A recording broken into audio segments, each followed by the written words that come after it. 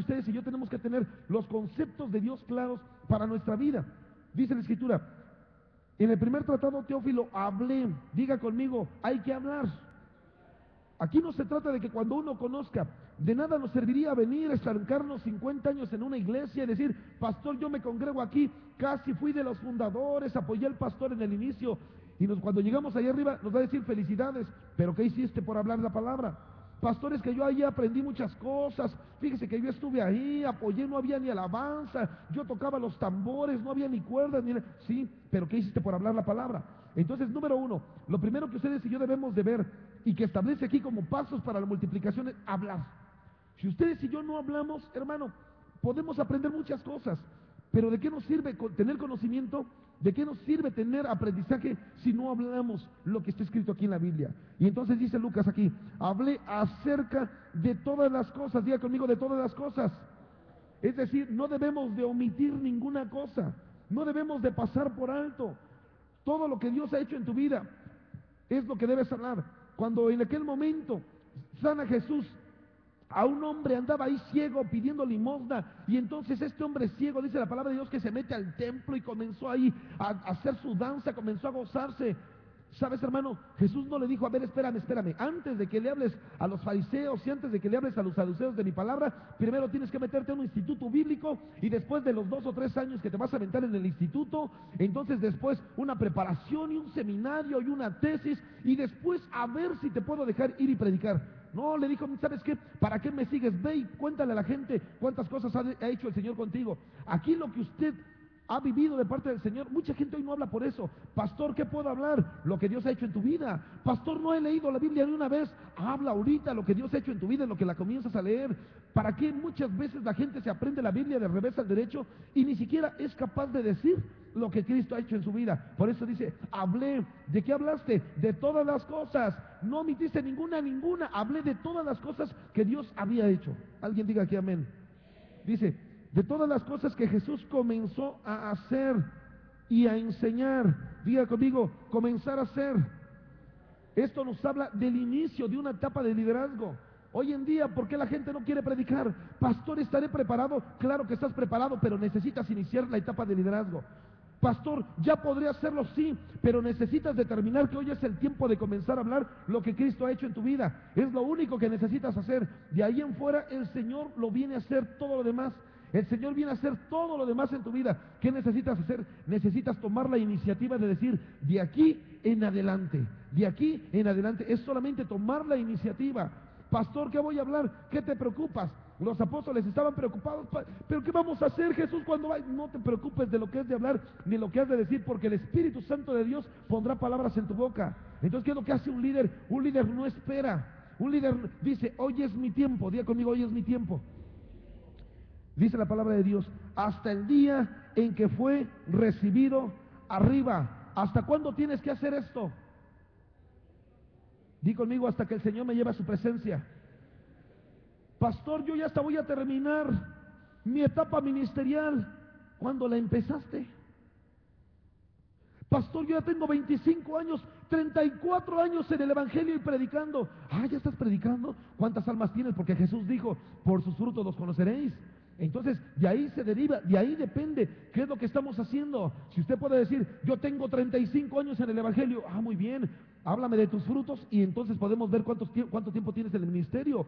Porque para muchos, aunque tengan 50 años de congregarse en una iglesia, para muchos, oye, ni siquiera ha comenzado su ministerio, aunque no digan amén. Y entonces dice, después de haber dado mandamientos, diga conmigo, mandamientos. Para que pueda haber multiplicación en una iglesia, oiga, usted necesita aceptar que tiene que recibir órdenes. Usted necesita aceptar que tiene que estar bajo cobertura. Usted necesita, aquí no se trata de decir, pastor, ¿qué cree, pastor, que fui a predicar allá? ¿Con qué cobertura lo hiciste? ¿Quién te envió? Porque aún dice la palabra de Dios, Marcos 7, Lucas 9, Lucas 10, Juan 20, dice la palabra de Dios que Jesús oraba por ellos. Jesús los enviaba. Así que aquí no puede haber llaneros solitarios. Pastores, que fui y prediqué, el Señor puso en mi corazón. ¿Cuál Señor? ¿Será que Dios es un Dios de desorden? Entonces uno necesita aprender a recibir mandamientos. Pastor, ¿podemos ir? Y si usted viene de otra iglesia, debe de aprender a recibir órdenes de su pastor, que pueda decirle: pastor, verdaderamente puedo ir, será el tiempo, claro que es el tiempo. Nada más es para efecto de que se ore por ti y de que seas enviado. ¿Cuántos dicen amén? Y dice la palabra de Dios: después de haber dado mandamientos por el Espíritu Santo a los apóstoles que había escogido. Di conmigo: nos había escogido ya. Él no te escogió hoy, Él ya te había escogido. El libro de Efesios capítulo 1 dice la palabra de Dios que Él nos escogió desde antes de la fundación del mundo. Él no creas que te escogió hoy, no te escogió hoy, no te escogió. Pastor, como que siento el llamado lo tienes desde antes de la fundación del mundo. ¿Qué es lo que estás comenzando a hacer? Necesitas comenzar a hacer estas 7 etapas para que pueda comenzar a venir a tu vida la multiplicación. Pastor, ¿por qué la gente no se convierte? Porque todavía no inicias, porque todavía no has comprendido que Él te escogió. ¿Será que Él me habrá escogido para predicar su palabra? Por supuesto que sí. Dice la Escritura en 1 de Pedro 2:9 que Él te escogió. Dice que Él te escogió para que anuncies las virtudes de aquel que te ha llamado de las tinieblas a su luz admirable. No solamente se trata de decir la primera parte: pastor, es que yo soy linaje escogido, real sacerdocio, nación. Sí, ¿para qué? ¿Para qué te hizo el Señor linaje escogido? ¿Para qué te hizo nación santa? ¿Para qué te adquirió? ¿Para qué te compró con su sangre preciosa? ¿Para qué pagó el precio por ti? El propósito fue para que fueras a anunciar las virtudes del que está arriba en los cielos, que vino al mundo también hace 2000 años a morir por toda la humanidad. Para eso te llamó. Y entonces dice el Señor: y si estás comprendiendo que tiene que haber un proceso, estás comprendiendo que Él te llamó por algo, estás comprendiendo que Él te escogió, que Él lo que hizo fue que tú comenzaras a hablar, que comenzaras a enseñar, que comenzaras a hacer tu ministerio, no solamente de una etapa temporal o transitoria, sino de aquí hasta que Dios te llame a su presencia, porque eso determina la fidelidad. Diga conmigo: fidelidad. Ahora, si nosotros estamos aquí hablando de esto, no quiero avanzar a lo segundo, sin antes ver si Él te escogió. Diga conmigo: yo soy escogido. ¿Para qué te escogió? Tú eres líder. Diga conmigo: yo soy líder. Para anunciar su palabra, para predicar la palabra, su palabra. Ahora, ¿cuál es la diferencia?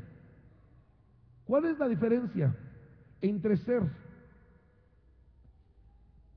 llamado y ser escogido? ¿Cuál es la diferencia? A muchos nos llamó. ¿A cuántos nos llamó el Señor? Levante su mano. ¿A cuántos nos llamó el Señor? ¿A cuántos nos escogió el Señor?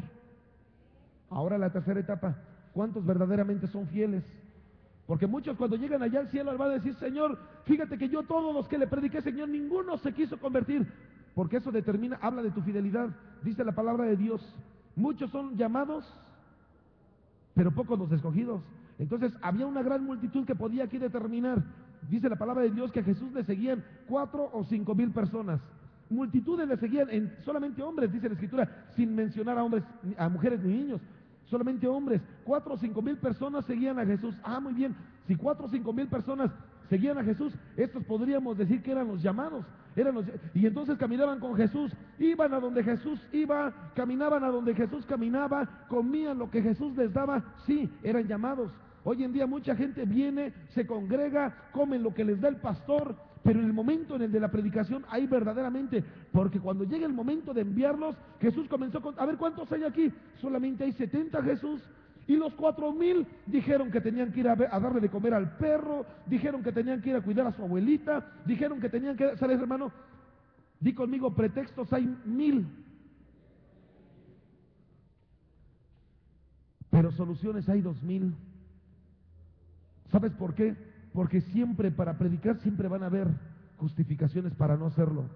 Pero los que aman a Dios buscan las soluciones y dicen: yo le voy a dar de comer al perro a las 3 de la mañana, voy a ir a ver a mi abuelita a las 5 de la mañana, porque ¿sabes por qué? Porque tienes que establecer un orden de prioridades en tu vida. Y sabes que si tienes que predicar como líder que eres, sabes que no es porque es algo que hayas decidido tú, sino porque el Señor te eligió, te escogió, te apartó, te vio hermoso y dijo el Señor: este me va a servir como un instrumento para que vaya y predique mi palabra. Aleluya. Oiga, y sabes, y entonces es ahí donde se determina. No solamente se trata de ser llamado, no solamente se trata de ser escogido, porque dice la Escritura en Mateo 24 que el enemigo va a engañar, si fuere posible, aún ¿hasta quién? Ay, los escogidos también pueden ser engañados, sí. ¿Cuándo pueden ser engañados? Cuando el enemigo te dice, ¿para qué predicas? ¿Para qué hablas? ¿Para qué anuncias? ¿Qué no ves que la iglesia crece sola? ¿Qué no ves que la iglesia por sí sola se multiplica? ¿Para qué vamos? Y sabes, y entonces viene la mentira del engaño. Viene el engaño, el pecado del engaño, y entonces comienza a trabajar en la vida del cristiano. No prediques, hermano, no pasa absolutamente nada. Quiero que usted voltee. ¿Qué están haciendo los jóvenes allá atrás? ¿Sabe qué están haciendo? Están poniendo sillas, porque por fe, pronto vamos a tener que quitar hasta el carro ese que está, hasta las oficinas que están allá atrás se van a tener que quitar primero Dios pronto. Oiga, désela fuerte al Señor, porque cuando usted no se conforma con ser llamado, usted dice, yo sé a qué me trajo el Señor, y entonces dice, ah, Señor, entonces voy a hacer, si ya soy escogido, ya la hice, Señor. Dice Dios, no, espérame, aquí me falta una cosa, porque Apocalipsis 17 en el verso 14 dice, necesitas no solamente ser llamado, necesitas no solamente ser escogido. Dice la Escritura, los que estaban con él, con el Cordero, le vencieron porque eran llamados, eran escogidos, y diga conmigo, y eran fieles. No solamente eran llamados, no solamente eran de los 4 o 5 mil personas, no solamente eran de los escogidos, de los 70, de los 12, eran de los fieles. ¿Cuántos fieles puedo ver aquí? En 4,000 personas, decía Jesús, Pedro, Juan, Jacobo, vámonos. Solamente veía, y eso lo vamos a ver en un momento, en otro momento. ¿Quién era Juan? ¿Quién era Jacobo? ¿Y quién era Pedro? Porque cada uno determina una área espiritual, almática y física. ¿Por qué se agarraba a los tres? Porque Jesús decía, yo tengo que trabajar en el cuerpo de Cristo que representan ellos, tengo que trabajar de manera integral. Tengo que trabajar de manera... No puedo trabajar en una área, no. ¿Cómo voy a trabajar en un área? ¿Sabes por qué se agarraba el Pedro? Porque el Pedro era un hombre almático. Pedro se dejaba guiar por las emociones. Pedro se dejaba ir. Ahorita sí, Señor, te seguiré hasta el fin del mundo, aunque a mí también me persigan y me maten por mí. Por ti mi vida voy a dar. Es lo que decía Pedro. Pero apenas se daba la vuelta y Jesús decía, mira, antes de que cante el gallo 3 veces me negarás, Pedrito. Seres almáticos, hoy quieren servir, hoy, sí, Señor, yo aunque sea hoy voy a ir a predicar hasta el fin del mundo, pero mañana ni se paran en la iglesia, mañana ni siquiera a sí mismos se predican. Ya quisiera que se pararan enfrente del espejo. Ay, Eduardo, tienes que ir a la iglesia, tienes que ocupar tu lugar de liderazgo, predíquese por lo menos, comience predicándose a usted mismo. Aleluya, aunque no digan amén. Y entonces comienzan aquí las otras 7 etapas. Vaya conmigo, verso 3. Diga conmigo, 7 etapas. Porque comienzan aquí las 7 etapas ministeriales. Dice la Escritura, verso 3. A quienes también, después de haber padecido, se presentó vivo con muchas pruebas indubitables. Diga conmigo, pruebas indubitables. Apareciéndoseles durante 40 días y hablándoles acerca del reino de Dios. Aquí aparecen 7 etapas ministeriales. Diga conmigo, 7 etapas. Porque el Señor tiene que ir con esas etapas. Dice, tienes que aprender que para que haya multiplicación tienes que pasar por estas 7 etapas. Señor, no te conformas con 3, tienes que pasar por todas las etapas. Es un proceso. Si yo te digo, vente, vas a tocar ahorita en la alabanza, a ver, aquí bájenme la batería. No, tienes que subir allá hasta la parte donde está la batería. Aquí podré, no puedes, hijo, tienes que subir hasta allá. Aquí tampoco. Nosotros también, para poder ir creciendo, necesitamos comprender que el Señor trabaja por etapas. Diga conmigo, por etapas. Y entonces dice, tienes que comprender que la etapa para ti tiene que comenzar ahora. Tiene que comenzar. Y entonces dice la Escritura, ¿a quiénes? Diga conmigo, ¿a quiénes? ¿Qué determina? Diga conmigo, determina un sector a evangelizar. Usted tiene que ver, para Dios, como Dios es un Dios de orden, usted no puede ir ahorita a evangelizar primero a Samaria. Muchos hoy en día quieren ir a evangelizar hasta lo último de la tierra, pastor. ¿Y qué le parece si me voy en el barco misionero y me voy a predicar a la India? Predícale mejor primero a la India de tu pueblo. Aleluya. ¿Para qué vas a evangelizar hasta la India cuando todo el pueblo del cual vienes ni siquiera ha sido salvo? Aunque no digan amén. Y entonces dice Dios, tienes que ir por sectores. ¿A quiénes, Señor? Porque a Jesús les acababa de decir, tienes que ir primero a Jerusalén, luego a Samaria, luego a Judea, y después ya te vas en el barco, hijo, pero primero tienes que comenzar con los tuyos, con tu calle, con tu colonia, con tu municipio o delegación, con tu ciudad o estado, y entonces ahora sí puedes decirle al Señor: Señor, ahora sí comienzo, ahora sí comienzas, hijo, porque ya viste la primera etapa. La primera etapa es el primer sector a evangelizar. ¿De qué sirve ahorita si tenemos ahí publicidad? ¿De qué sirve que vayamos y comencemos a repartir afuera del metro 4 caminos? ¿Usted cree que van a venir a la iglesia, hermano? Se van a encontrar en el camino 25.304 iglesias. ¿Usted cree que van a venir? Va a decir: pastor, y mejor que la de usted, y tocan más bonito los de alabanza. Que no lo creo. ¿Sabe qué, hermano? Tiene que haber una etapa, un sector a evangelizar. Dice